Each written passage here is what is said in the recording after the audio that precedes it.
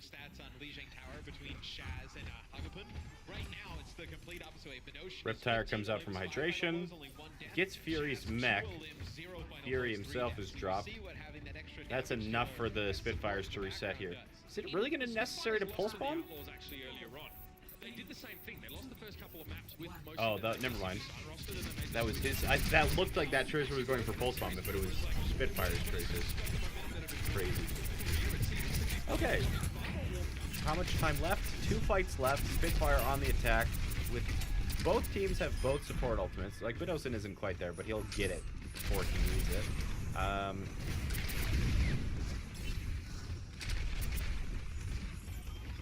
It's basically going to be posturing and poking until one of the Widows win the duel, and then the Widow duel will likely trigger the dive, which will trigger Valkyrie. So you're going to see a posturing phase while the Widows duel it out. Something is going to trigger, and then both Valkyries will probably be popped at the same time. Is it just for the pocket on a DPS? Yes. If you have one long-range DPS, giving them a Mercy damage boost is incredibly powerful.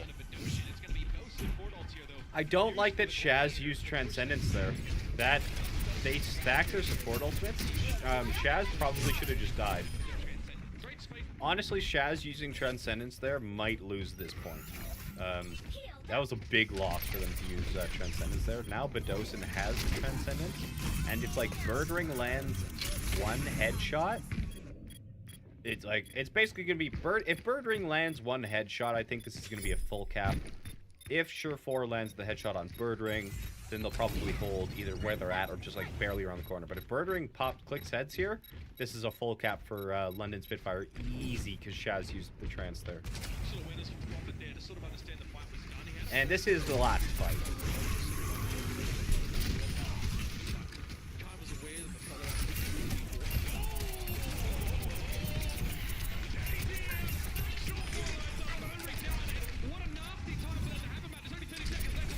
Dive is, like, so what triggered the Los Angeles Gen Gladiators to actually dive? What do you guys think that triggered? Like, yes, it was because Birdring got shot in the face by Sure4. But more so than that, the shot happened at about 32 seconds left, which still would have given the London Spitfire enough time to regroup. So the reason that the Los Angeles Gladiators went so ham on the defenders of the London Spitfire off of Sure4's headshot is simply because if they can stall this next fight out or get another kill or another stagger, there's a possibility to prevent the London Spitfire from regrouping and rob them of their last attempt at pushing this home. On top of getting more ult charge themselves. They have Bishu's self-destruct, they have Fisher's Primal Rage. Both of those have their sights, so what they're going to try and do, basically if this timer gets down to about 13 seconds, so they need to buy about 10-12 seconds worth of time off the clock in order to remove London Spitfire's ability to attack the next point. But I don't think they've done it. I think London Spitfire is going to be able to regroup and touch the point, because they also have Transcendence on respawn. So I don't think this gambit is actually going to work. Spitfire is going to have a recontest. So the fight ended at like 20 seconds, which was about 7 seconds too early. So Spitfire is going to have a second attack. Noose is off the Mercy onto the Ana. Both Widows have popped sights. It's up to Birdring and Sure4. If Birdring lands that shot, this is probably... Bishu takes up a Bidosin. That's huge. Bomb gets nothing.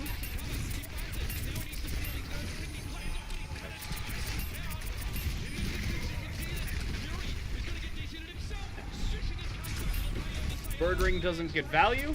First pick comes out. Transcendence is not even used from Bidosin. Shaz's mistake is hidden to the depths of obscurity. And we have a pretty decent hold from the Gladiators. It's not bad. That's not bad at all. Now, scroll up and read my love at your convenience, you dingus. Scrolling, scrolling, scrolling.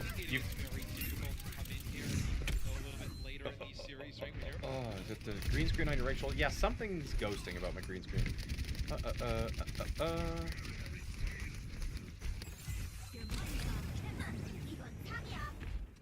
Aw, that's so kind of you. You've demonstrated a tremendous understanding of the game every time I've been around. If you don't end up as a coach or an analyst one day, I'll be shocked. You have an incredible talent, man. I appreciate it, Computers.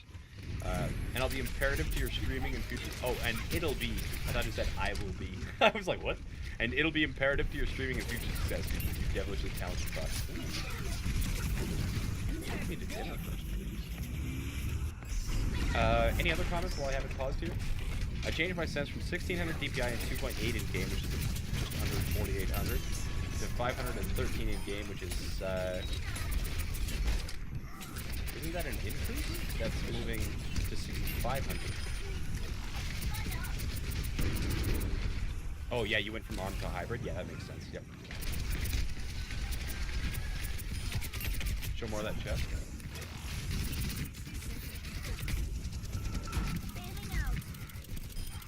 Okay, let's get back into it. Thanks, Computers. I appreciate it. Pretty down 0-2. You cut me into the team morale is kind of down, right? Sticking the back a little bit, but it's not the same as being like in the actual thick of things in the game. You take a look here. Would you recommend Iostux's sensitivity for finding the best? Like his method for finding the best sensitivity? I don't know. Like, it's personal preference at the end of the day. His method is one of many, and his is a good one, but it's not the only one.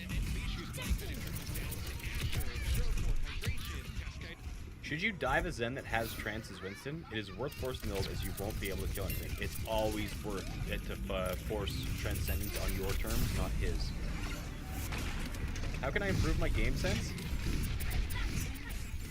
Reflecting on each death is a good start. If you've just never tried to improve your game sense before and you're not already masters, just try and critically evaluate each one of your deaths and figure out why you died. Exclamation mark 4 box is a command that will give you a starting point. It has a huge effect on the overall team. And that's what, to me, Matt, is a team that is more than the sum of their parts. You know what I mean? Together, in the way that they work together, they're far stronger than they are individually. That was a really impressive use of Primal Rage there from Fisher. He denies Fury the chance to sort of stall things out. It's happening! Oh, we started something. And I also think it goes to show you that one player subbing in and out does make a huge difference, right? It can, just the decision making and whatnot can trickle down to numerous players. Leadership, right? I think when you have Asher in the game, right, somebody who speaks his native language obviously helps him, being able to coordinate and understand. And Bishu doesn't have to also translate because between those two, Fisher and Asher, they're all going to work together anyway, right? So, and you see their dive, the hammer and anvil, the pincer play that they're coming up with has just been perfect. So then, maybe Bishu can relay between the back line and the front line a little bit more. It's kind of interesting. A lot of teams have their calling structures separated into back and front line anyway. So Bishu's like the bridge between the two, and it's working. It's working so well against this kind of team. Oh dear, hydration. He's back though, no worries. We got some mercy. That'll be about as early as a rest as you can possibly get. Okay. Double spam again from Gladiators. Interesting. Gladiators running the double spam, this time in Hanzo.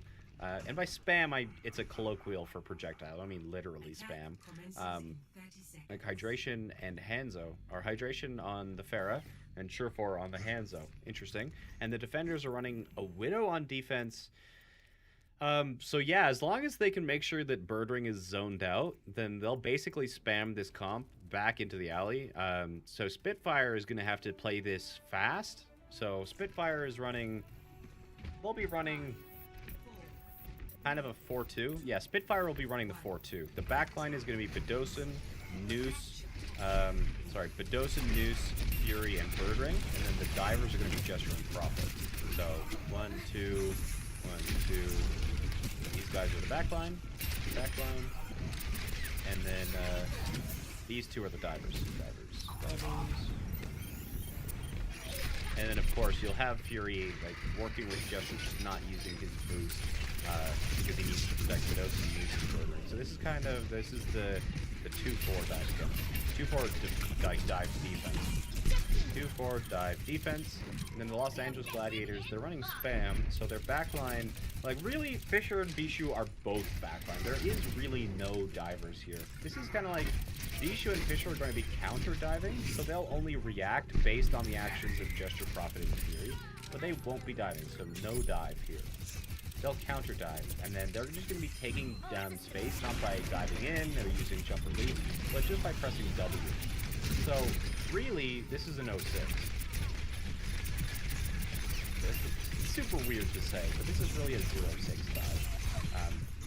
The only really time you see Fisher and Bishu actually dive something is if Birdring is in a position where Birdring is threatening hydration. So Fisher and Bishu are going to be really reactive, because in the same way that we saw London Spitfire sacrifice their backline, if Fisher and Bishu go hard on a Widowmaker, for example, that leaves Surefour and Shaz completely in the open. Like, hydration and Big Goose are mostly safe in the sky. But if Fisher and Bishu dive, Surefour and Shaz are just absolutely sacrificial to the dive of really Gesture and Profit. Diving as a 2-man is enough to take out Surefour and Shaz, or at the very least one of them. So this is either 0-6 or 1-5, and this I think is the first time we've actually seen a 0-6 or 1-5 dive in Overwatch 3. So really fascinating comp in how they're going to play it. I don't know which one. I would suspect because of the Widowmaker, it's going to be 1-5. I would suspect because of the Widowmaker, this isn't going to be 0-6. I suspect this is 1-5 dive. This might go. Does Jane have a YouTube? I do. There's not a lot on it yet, but yes, I do have a YouTube. On this map, wouldn't double spam be better with Reinhardt? You're on offense, so not necessarily. Especially for the first point. Reinhardt might be better for the second and third, but the first point you definitely want Winston. If you're not running like a Zarya or like a Kree or something like that, maybe with the Hanzo, but I don't know. We'll see. We'll see. Maybe Surefour is going to swap, but who knows? We'll see. Let's see how it's played. Oh yeah, I'm going to be reviewing contenders matches for sure. So first number is front line, second number is back line. It's the number of people that they're playing in their front line or playing in their back line.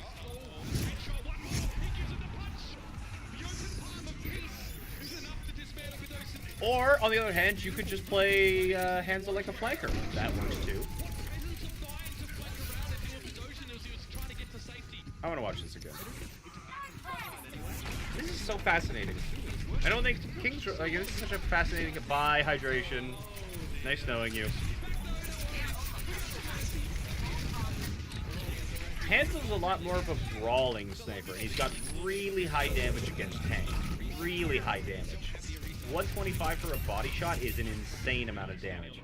Okay, so Bishu and... Does Bishu solo dive Birdring? It's off screen, so, but I assume Fisher dove as well. Bishu takes the headshot, so that's why he's at half. Like, Birdring landed the headshot on Bishu, but he dies for his sins, more or less. So we don't actually get to see the backline setup of the Gladiators, which sucks.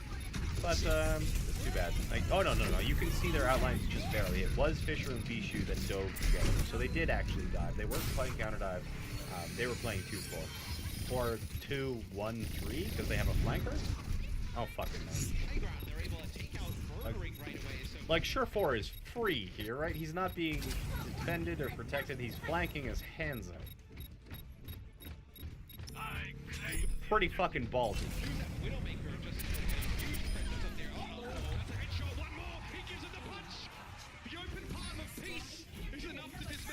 Okay.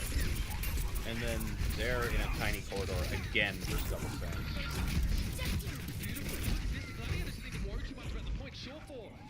I would have loved to have the camera instead of on Surefour to see exactly how the Gladiators... Like, we got to see Surefour flank and kill his end, that's cool, but we missed the entire setup that the Gladiators had on their right side with their 5-man crew.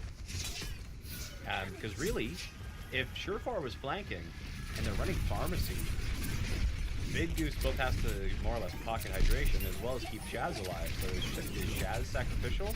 There were 2 people on Gladiator's top that were more or less free.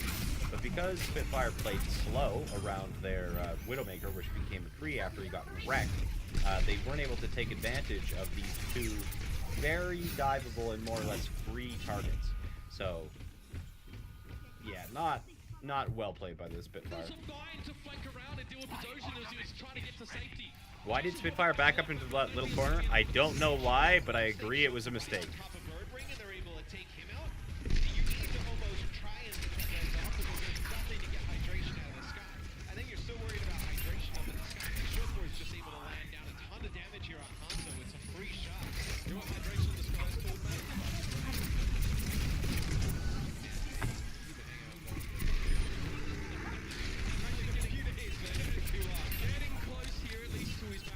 Really? Getting a lot of free throws first. Anything nice there, that's filthy. Getting very close to the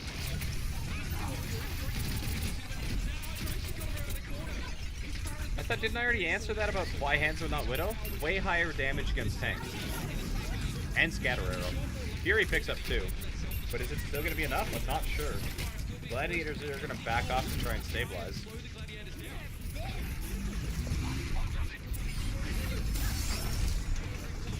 So Gladiators still win that despite Fury getting 2. And what else do they have next? Oh, they've got so many. Ooh, yikes, this is bad for Spitfire. Spitfire does have both support ults, though. Nice. Oh! Get out of there, Gesture! Woo! And that's so smart. That is so smart. Can we talk about how smart Surefour is? We talked about how smart hydration is, right? Are you fucking kidding me with this? I want to show you guys what Surefour. Did you guys catch what Surefour just did here? Did you catch this? So, this is so smart. So smart.